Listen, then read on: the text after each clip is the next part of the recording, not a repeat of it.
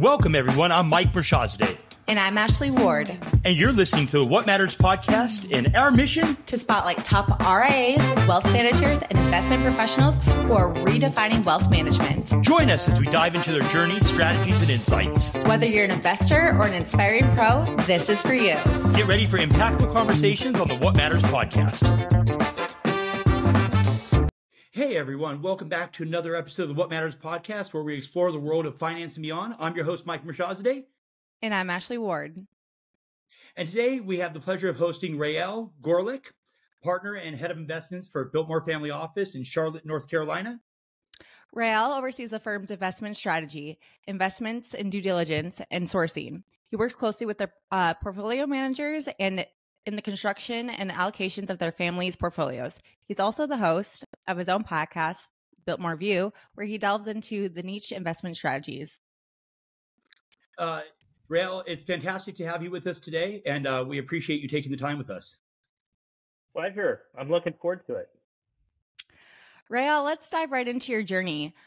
How did your career path lead you into your current role as partner and head of investments at Biltmore Family Office? Can you share a little bit about your stories and your experiences that shaped to where you are today? Sure, Ashley. I have actually a pretty unconventional path, in that I started out after college in more traditional business. I worked at Showtime networks at a college for several years, first in Atlanta and then in New York, and learned really about business. Thought I would go into the entertainment business and ended up on the business side of that business, and kind of came to the conclusion that it doesn't really matter what you're selling. All business is basically a balance sheet and an income statement. And at the end of the day, if you're going to be on the business side, you might as well do something at the time that I thought maybe I could actually own or have some stake in. And it didn't look to me like I was going to own a media conglomerate. So I actually went down to Charlotte, where I'm from. I came home to join my brother in his business, which was the wonderful world of title insurance and also appraisal. So really exciting, big upgrade at cocktail parties. But we ended up growing that business and selling it several years later. So I found myself still very young, and we had a sale and had to figure out what to do. So my brother and I basically created sort of a search process for what to do next. And at the same time, we started investing capital. And we determined that what we wanted to do was invest capital. So we really created what was at that time a single family office.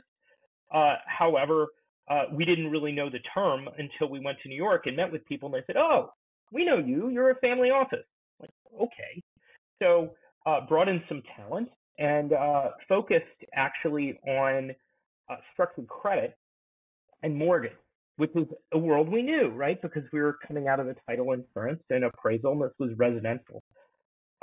So lo and behold, what comes before us but the CDS trade, the big short. So we had an opportunity to participate in that, which we did in 2006, and it paid out in 2007. So here we are looking at this space, having some real operating knowledge, having a liquidity event, 2 liquidity events at that point. And then we decided to pick up babies with the bathwater. So we, at that point, started taking outside capital. So I was really on the GP side at this point, running funds with my brother. Gorelick Brothers Capital is the name of it. And we focused on really mortgage and mortgage-related assets coming out of the crisis. That turned into a single-family rental business, which was grown and ultimately sold a few years ago to Bridge Investment Group. I joined Biltmore, which a good friend of mine, Chris Cecil, had decided to start in the early 2010s. And really, our family became client number 2 at that point, his family being client number 1. By 2017, it had grown, and Chris asked me to join as CIO, which I did. So here I am. Wow. So, your past is quite similar, well, to both myself and Ashley. I was in the mortgage business for 26 years prior to, getting in the RIA space and private equity. That's, Ashley and I started working together in 2017. We had sold, my twin brother and I had sold the company in 2020. So I was in the space from 1994 all the way to 2020. I'm very familiar with it. So I'm happy to be out of it. Tell me, tell me when you joined in 2017, what was the size of the portfolio when you got involved there? Well, it wasn't really a portfolio, right? It's a multi-family office.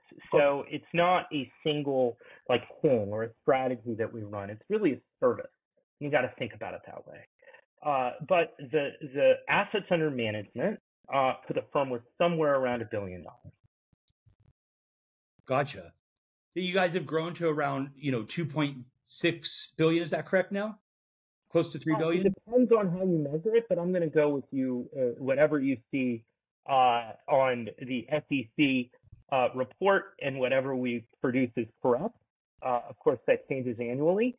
And as you may know, the SEC has a wide range of reporting assets. Right. What I really care about is the number of families. And as a business person, I care about, of course, the revenue and profitability of the firm. So growing to where you guys have grown to, north of doubling the size of the companies in the last few years, have you guys done that organically or inorganically, if you don't mind me asking? Great question. And it's really an important question, 100% organically. Wow. We are not big believers in purchasing. We're not big believers in growth, in scale. I think we can get into that a bit later. I don't think the business scales well, frankly. It does, but slowly. And if you're able to grow mindfully and slowly, it is a wonderful business. No, thank you for answering that. And how does the alignment of interest work with within an MFO? Oh boy, alignment of interest is a real hot button for us at Biltmore. I think, and a lot of RIAs know this. You guys may know this. When you meet with a prospective client, let's say an entrepreneur who sold their business, they are 100% sure that everyone is trying to get into their pocket and take advantage of it. And there is a general perception amongst the wealth advisory world that there is a zero-sum predatory game and that there are going to be commissions and fees and all kinds of hidden costs. I run into 100% of clients that have that concern. So a big part of what we try to do, and when you're dealing with a multi-family office, this means that these are large families, generally north of $25 million in assets under management. You don't need to do hidden fees. You don't need to do commissions. You don't need to do placement fees. You don't need to do all of these things. You can have a very simple fee structure and a very transparent fee structure that is aligned between me, the advisor, and you, the client, that you know exactly what you're paying for, that I am working as much as I possibly can in the best interest of the client without having to worry about maybe getting paid for placing the client in something else or whatever that conflict might be. And can I just rewind us back a little bit here for our listeners? I want to talk a little bit more about the concept of an MFO, multifamily office. Mm-hmm. Just for some of our audience who might not really know the difference, can you explain to us, what exactly is an MFO and how it differs from, a traditional RIA? Right. So like many industries, wealth management, call that the big industry, right? There are stratifications. And most industries have these stratifications. Like, let's say in mortgages, there are people that are really into jumbo mortgages, right? Or there might be brokers that are really into selling high-end houses. That's a very different business than selling starter homes. And you're structured differently. Everything about it is different, okay? You're in the same business. So it's the same here. So there's a high net worth business that generally runs somewhere between, zero and call it $5 million, right? There's the private wealth business that runs between, let's say, 5 million and 25. And then north of 25, people call it ultra high net worth. Some may call it family office, multi-family office. Roughly, it's the same thing. Now, why are they different? Okay. The regular guy that has done very well and might have $10 million very possibly is not going to die with any money. He's going to live a wonderful life, or she, and nothing really to worry about. But you're going to pass away, and your goal is to generally maybe give a little bit away, but there's not really an estate tax burden, and you're going to have some for your children, but it's very different. Now, let's say you have $100 million.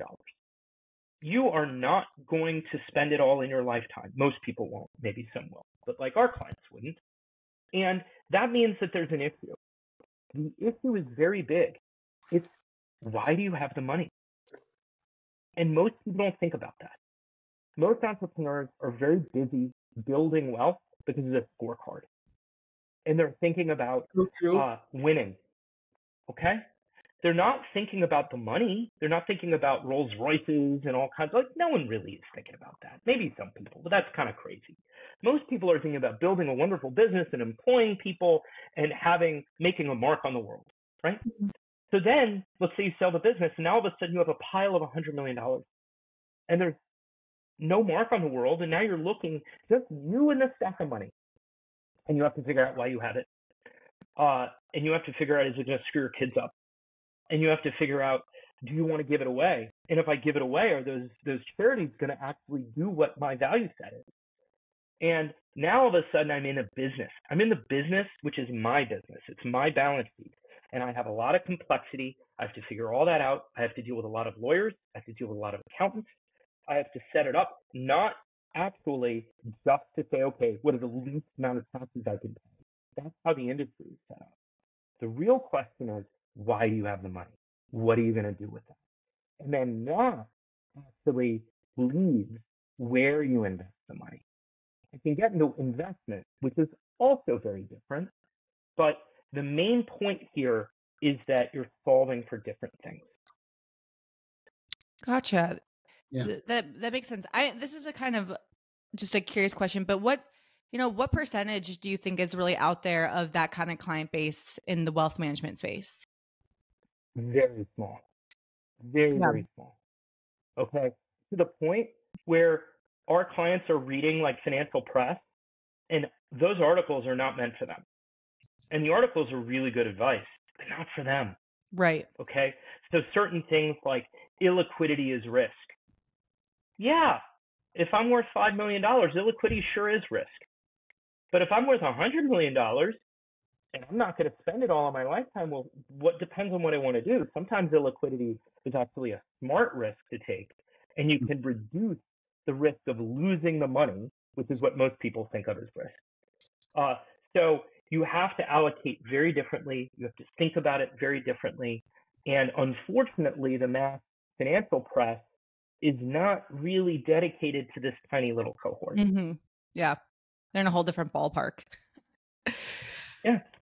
So, we mentioned that you do have your own podcast, The Biltmore View. Can you tell us a little bit more about your podcast and what you're doing on there?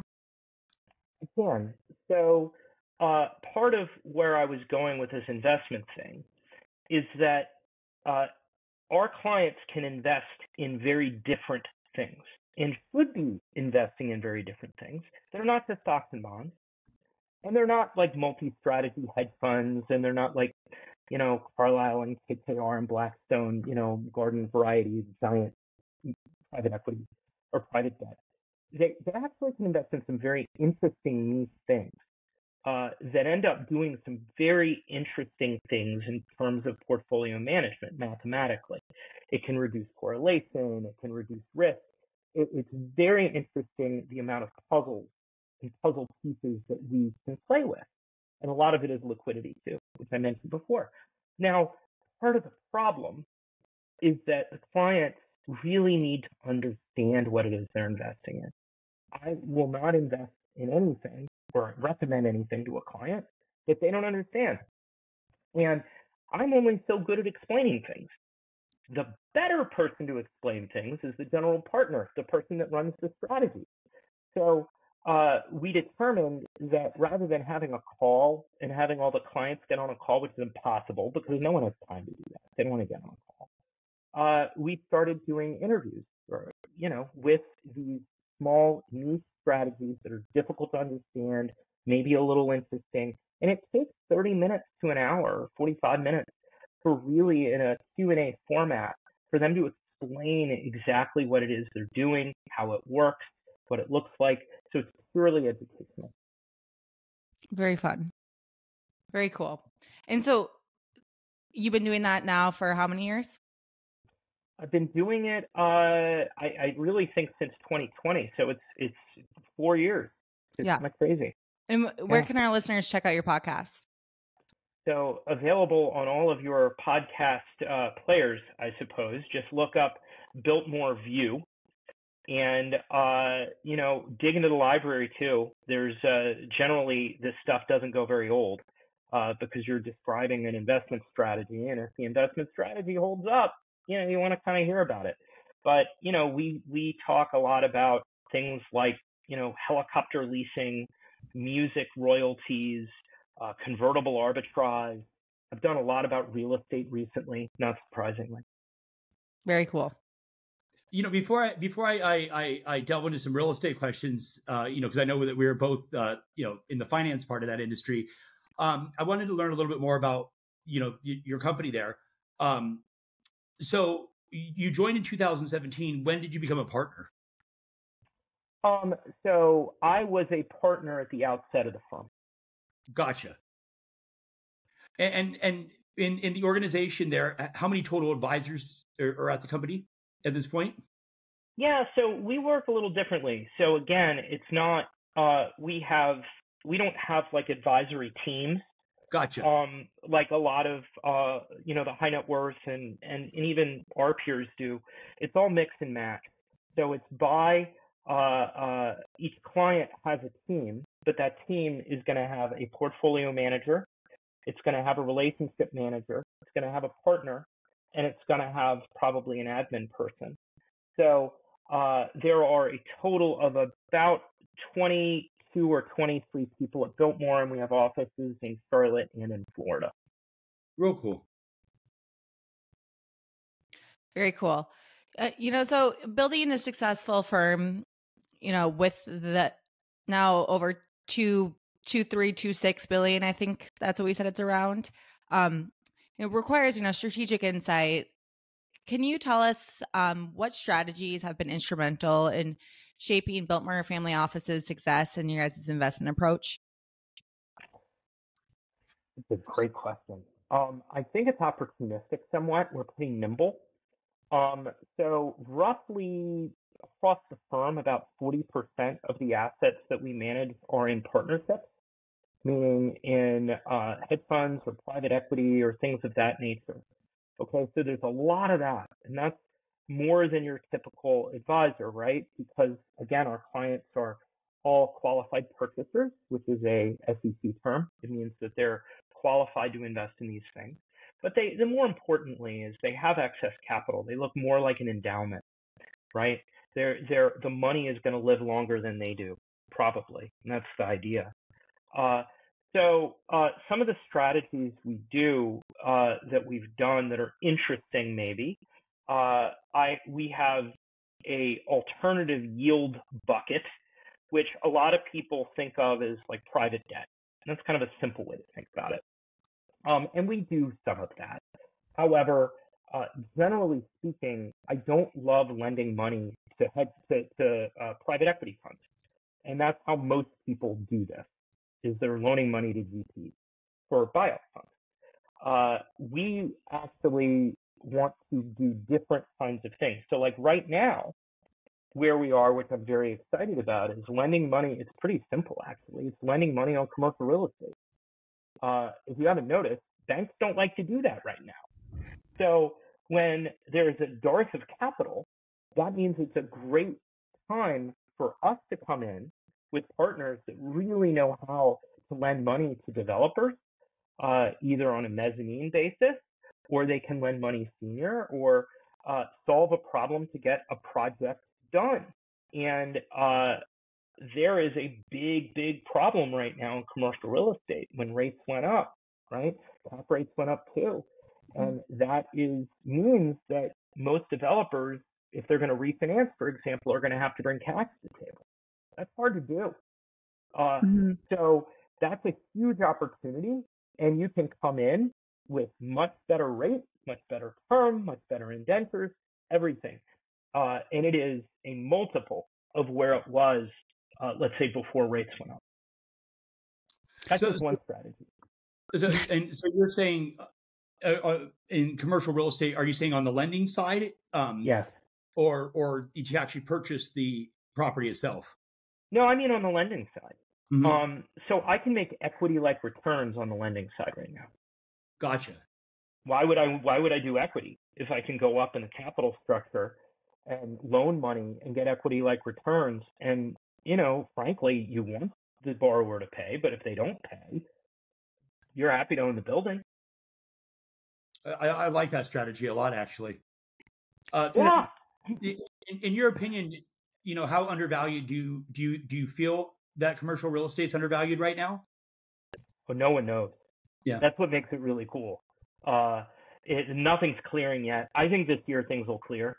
They're starting to. You've got some properties that are owned in structured vehicles like CDOs and CMBS. They're going to be forced to come out. There's articles recently about foreign owners like the Chinese that are now selling because they don't care. They just got to fix it. You're having banks getting to a point where they've reserved enough against those loans where they can let some of these things go. So I think this is sort of the starting gun of a clearing price on commercial real estate. And I'm not even talking about office. Office is really hard. I'm just talking about the regular stuff. Gotcha. Well, what about residential, in your opinion? Oh, residential is great. So there's no distress, nor will there be. So I've got an interesting thing, and you guys, having been in the industry, will understand this. I would love to hear your point of view on this, because this is what I think a lot of our listeners are wondering as well, because interest rates have gone up, property values haven't quite softened. Give us your feedback. So think about this. The last 4 years have been an utter godsend for homeowners. Okay, so what's happened? Okay, 95%, I think 94% of homeowners that have a mortgage, which is about maybe a little over 50% of homeowners have a mortgage. Of them, 94% have a mortgage below 5%. Okay, and the vast majority of those are below 4%. So that's, which means that they bought the house before, let's say, 21. So what's happened to equity in homes since 21? It's up 40, 50% across the board, maybe more in certain hot markets, right? So now they have a massive amount of additional equity in their homes, and their liability is lower than what they're yielding on cash. Think about that. Okay? So they're paying nothing for these homes, and they're worth a ton. Why would they ever move? They're not going to. So if you wonder why brokers can't get any supply, this is why. Everybody with a mortgage doesn't have a mortgage, they have an asset.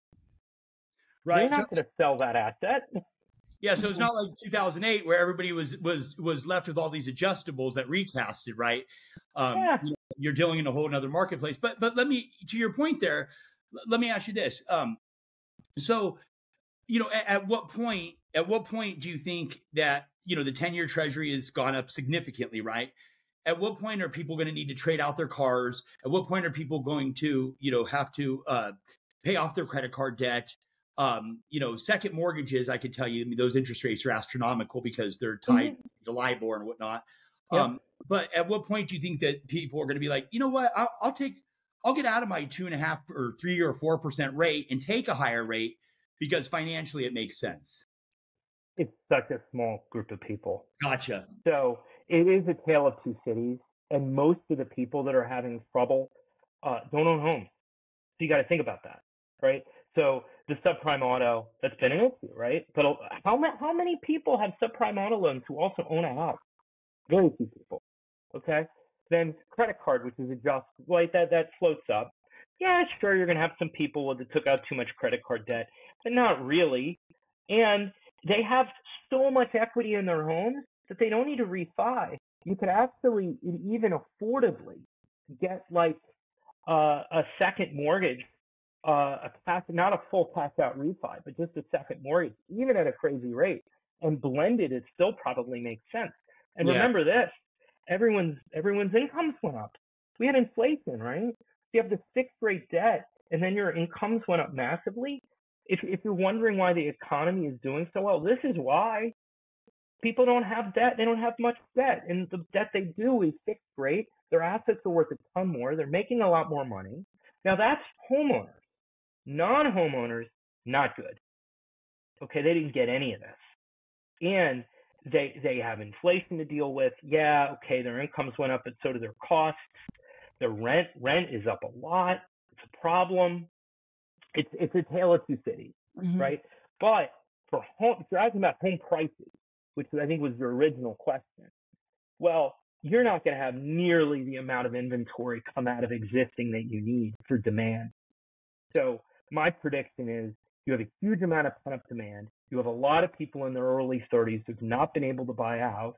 They've probably been saving some money, but there's no inventory to buy, right? If you get mortgages down, let's say to 5, right? Right now they're about a 7. So you got to get them down to a 5 or lower. You're going to start seeing some stuff come out, but opportunistically. It's still not going to be near the amount that needs to come out to hit the demand of all of the pent-up demand of potential homeowners with good jobs and good credit that haven't been able to buy over the last 2 years. So you highlighted on a point there. We've been talking about this shortage of inventory forever, right? I mean, I've been hearing about it since 2020 now. And I mean, we had an oversupply of inventory, in 2010, 11, 12, 13. Those were the years to actually really buy, right? So being that, I've been hearing about it. You've been hearing about it. We've all been hearing about this shortage of inventory. At some point, when do you think that corrects itself? If there's a shortage of inventory, right? Don't you think that construction companies, home builders, the Lennars out there, that they would be out there just putting the pedal to the metal? It's going to take decades. Gotcha. Okay. Do you know what the new supply is relative to existing inventory in any given year? What's that? It runs about 10 to 1. Wow. That's normal. Yeah. So you're Existing saying to new. There's not enough home builders out there that are going to be able to take on the supply. Not to mention there's just not enough good locations. There's people have to want to live there. There's got to be, the zoning is insane. The regulatory regimes in most municipalities make it very difficult to do. And these builders, they have scar tissue. They lived through 08, most of these people. They don't want to take on excess inventory. That's so right. Why are they going to hit the pedal to the metal? Are you nuts? No, I'm making good money right now, right? And I'll just do what I do. I don't need to be so greedy. Demand's great. Let's build as we go. So what you're saying there is you're saying that, we're here in Scottsdale, Arizona, right? And so, we're 7 million people that live here. And, I don't know if it's similar to your neck of the woods there, but where we're at, 5 million of the 7 million people actually just live in the Phoenix, Maricopa County area. And then, the other 2 million people live in the rest of Arizona, which is not a small state.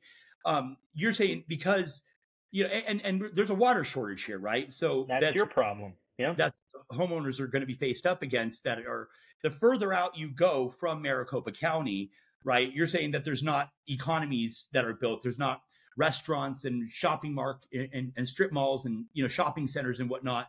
Are you saying that across the nation, we face that problem where, you're saying, well, where do these people want to live? They'd rather live in an apartment than go buy a house in the middle of nowhere?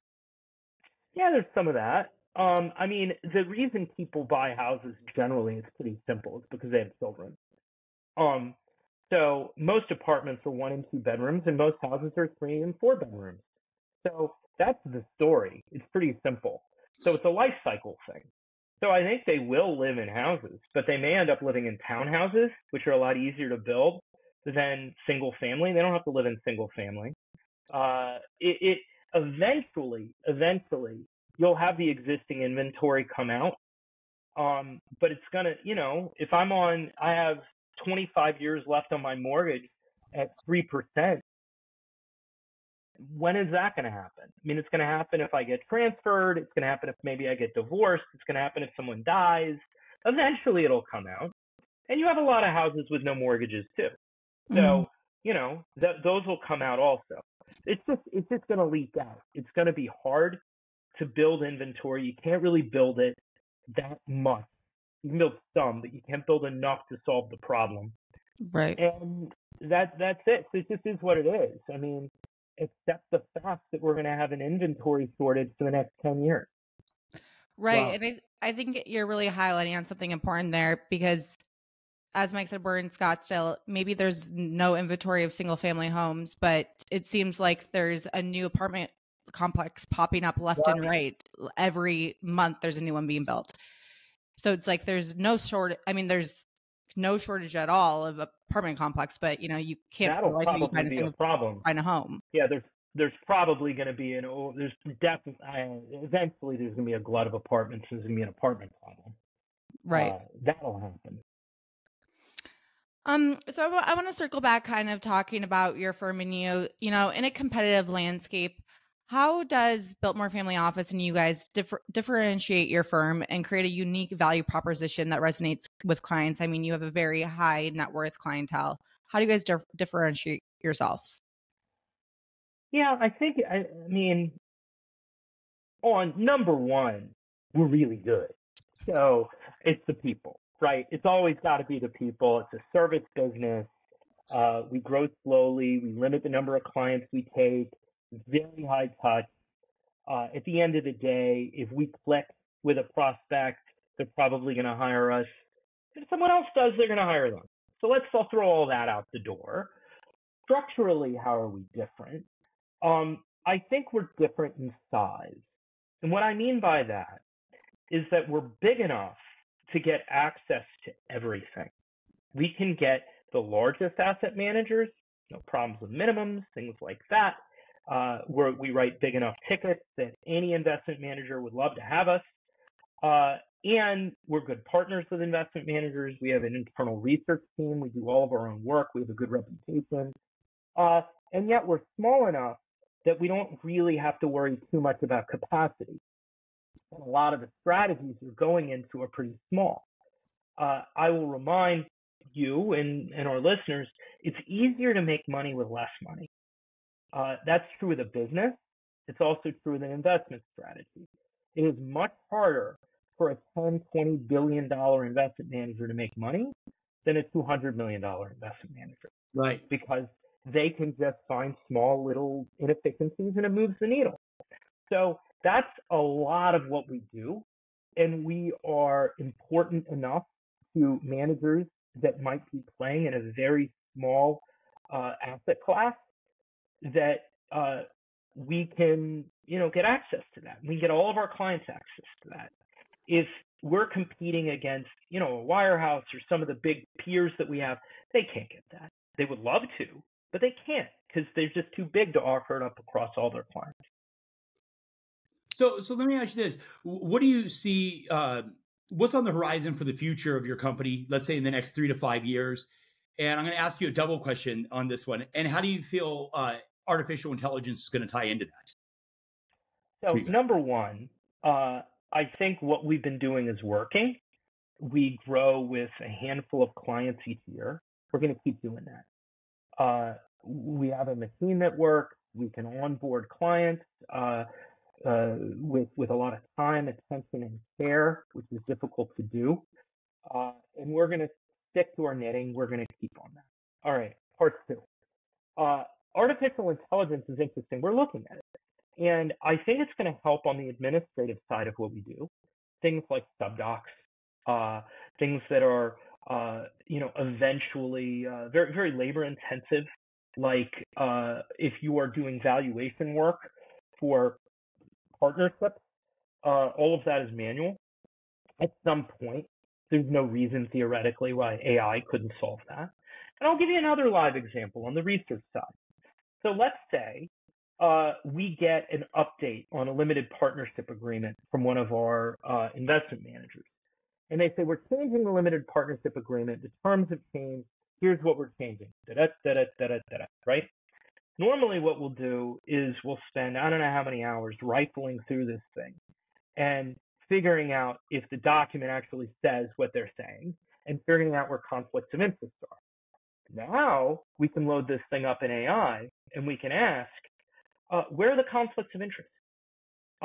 In what section does that appear, right? It makes things much more efficient when you're doing due diligence than it otherwise would be.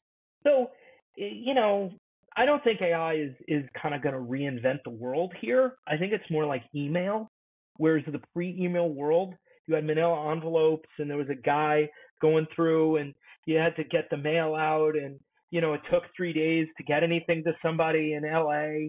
An email, I remember when email came out and you're like, oh my God, this is incredible. I think AI is like that. It's just going to make all of us a lot more efficient.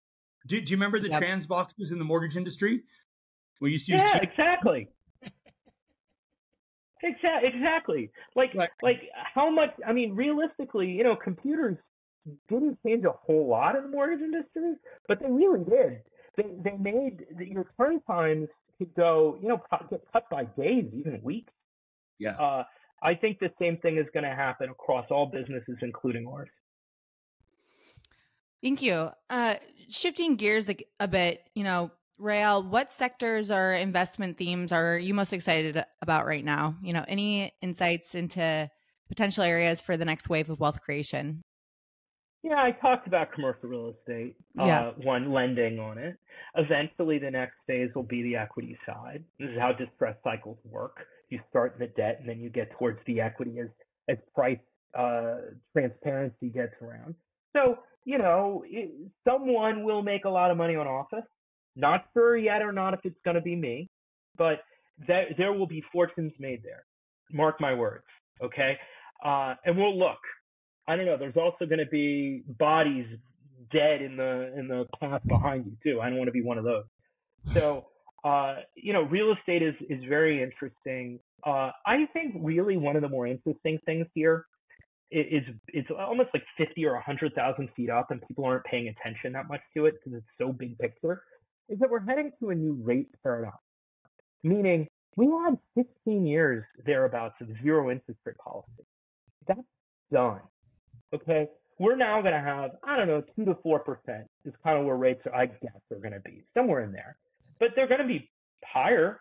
The cost of capital is going to be higher. What's really interesting is we've been doing a lot of work on active management versus passive management. Everyone cares about this, right? Well, if you look before the GFC and you look at Morningstar, over 50% of the funds beat the S&P. Over 50%. Okay? Since it's like 23%, 25%, something like that. So in a zero interest rate world, it's really hard to beat a market where losers aren't punished, right? And some losers look like winners. Because if your cost of capital is zero, right, you can be a complete idiot and just put the pedal to the metal and make a lot of money. When the cost of capital is high, you get punished. You can't do that. Right. Okay? So, like stock pickers, that's really good for them because they're all focused on quality. They're all focused on sustainability. They're focused on good management. They're focused on all that stuff. And that's going to matter over the next 5 to 10 years. So my prediction actually is that active management beats passive management. And that I don't think is something that the market is ready for. It's sort of gospel that passive is the way to go. And I think we're going to be surprised. You know what? You just, that was my next question to you, and you just answered it. So, Ashley, it's all yours. Yeah, I mean, that's a perfect segue into, opportunistic investments. I want to talk a little bit about that. They can offer attractive returns, but come with inherent risk. how do you guys evaluate and pursue opportunistic investments while managing risk effectively? So this is one of my favorite topics, and I think it's kind of what I do well, frankly. So we came up with a concept, I don't know, probably about 4 or 5 years ago, which is on distressed investing. And the problem with distressed investing is that you're investing at a time you're scared. Okay? So the market's falling apart. Everything's getting really cheap. And you're supposed to make a rational decision about how much money to put in. And then as an advisor, let's say I come up with a number. Let's say it's $500,000. Okay? Then I go talk to the client. The client's like, yeah, I know. It sounds really good. Why don't we do $300,000? Right? When the right number might have been $1 million. Okay? Mathematically. So how do you invest $1 million? You always look back on a distressed moment, and every single investor I know says, I should have done more. So how do you avoid that mistake? So we came up with a concept called plan the trade and trade the plan. That means at times when things are normal, plan the trade, figure out what you're going to do, scenario test, and actually do it with your client and come up with what that number is. And you've pre-planned it. It's not unlike a military thing. And then when the bullets are flying, you've already planned it. You're much more likely to stick to the trade. So the question is, where do you get the money to do it? Okay? Because everything else is going down. And how do you do it with not too much cash on the sidelines? And therefore, you're losing an opportunity cost. So we actually do this through gold, and we do it through some fixed income. But it's all planful, and it's part of a normal allocation. Therefore, your normal allocation works. But when everything hits the fan and all the prices go down, we now have a set amount of money that's going to go in to a specific distressed place, and we're going to be able to get it done. We've also pre-diligence, and we know exactly where it's going to go. That's basically that concept. You can call it contingent investing, but you have to do that if you're going to be truly opportunistic, because otherwise you're never going to get it done. That's very interesting. Plan the trade and trade the plan. Trade the plan. I like that. Yeah, I think that kind of went right into, contingent investments. Do you want to highlight for us and our listeners a little bit about that? You mentioned that, but yeah, not everyone's super familiar with the term. No, I think I might have made it up. So what it is basically coming up with a investment that you were on the hook for, given certain contingencies. Okay, so we have a particular manager. I'm not going to name them, but they have a product whereby you commit the capital, and you are not paying on the commitment. Okay, so the commitment is free. I'm not paying on the committed capital. If certain indices, let's say the high yield index, blows out above a certain level, then they have the right to call the capital. Okay, so it's contingent on a hard market event. They call the capital, and I am obligated to meet the capital call at a time of fear. Okay, so I also call it fear insurance is another way to think about it, and it's of great value. So we actually did this pre-COVID. This manager called 100% of capital March 23rd. If you remember that was a pretty scary time. And a year and a half later, we got all of our money back, and it was a very big return, and it worked. And the same manager did it again over the past year and a half or so. Again, not quite as big of a return, called about half the capital, and was able to do it around times like SVB, right? And certain years that we've had over 22, there was a lot up and down the market. Even last year, there's a lot of market volatility, and you had the opportunity to go into certain fixed income at times, but you had to be very nimble and you had to be able to hit it very quickly. That's another problem with distressed investing. By the time you've done your work, it's over. So you have to have done your work in advance. That's extremely interesting. Thank you for sharing that with us. I think that kind of wraps up with our episodes. I mean, I learned a lot. Thank you for, going into details. This was very extremely helpful, I think, to us and our listeners. We really appreciate you sharing your wealth of knowledge with us and your insights today. So thank you so much for joining us, Rael. Thank you, Mike and Ashley. It was great. Good luck to you guys. Love what you're doing. Thank you. And to our listeners, stay tuned for more episodes of the What Matters podcast, where we explore the world of wealth and finance. Thanks, everyone. Until next time.